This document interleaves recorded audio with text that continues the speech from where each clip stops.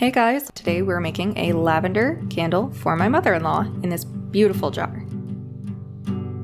So some of the things you're gonna need, aside from paraffin wax or whatever wax you want, some scents. I have a few here that are very old that, I'm gonna use anyway. And I also have some crayons to use for the color because I didn't want to buy any colorants. And as long as you're using paraffin, it's fine. I also have a clip to hold the wicks. And I bought some fake lavender and some pearls that I would decorate the candle with afterwards because I thought it would be really pretty.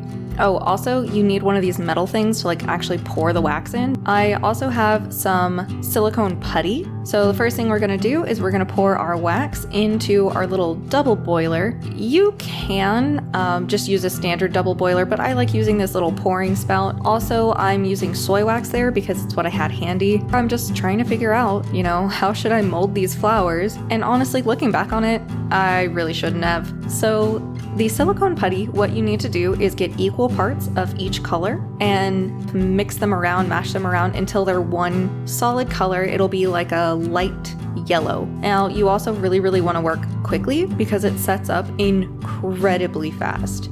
I think I maybe mixed this one for 30 seconds to a minute before it was already getting a little bit too hard to mold. So here you can see I'm just trying to take a really good mold of one of the flowers. Maybe silicone putty wasn't the way to go, but that's fine. Now I'm just dumping out my crayons so I can figure out what colors I want to use. You can use this method of using crayons to color your candles as long as it's not a gel wax, because crayons are made of an opaque wax, and if you try to use that in a gel, you're gonna get some really foggy candles.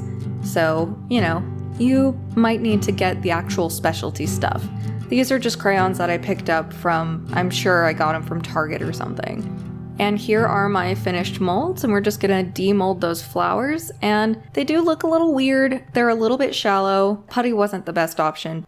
And then here I'm just making a little foil tray so that I can pour some of that colorful wax into the mold that I made, and that'll help without getting wax everywhere.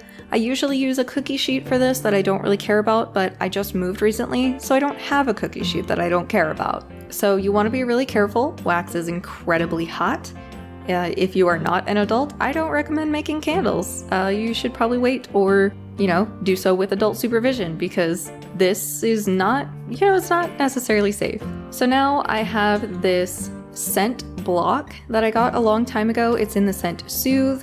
I think the brand was Candle Whiz. I don't have the packaging anymore. It was at least 10 years old. So now we're just gonna go and we're gonna put it into the wax that's actually melting. You could pour it in if you wanted to get burned on your arm. I don't, so I dropped it in one piece at a time. Honestly, that's the safer way to do this.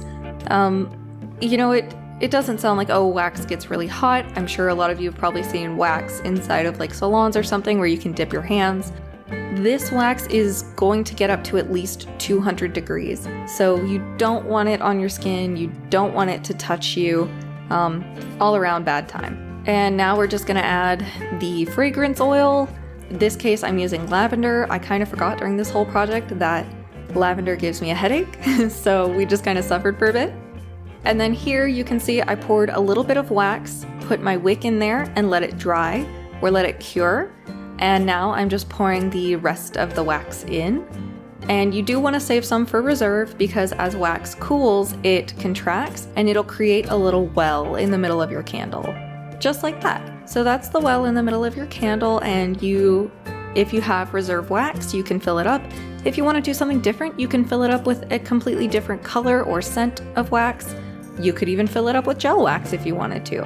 I don't know why you would, but you certainly could do that. Anyway, so the goal here now is we want to fill it up a little bit past where the candle already is so that it gives you a more seamless blend. I do know some candle makers out there, they can fill it right up to that line. I'm not that proficient at it yet, but some people can, and I think that's really awesome.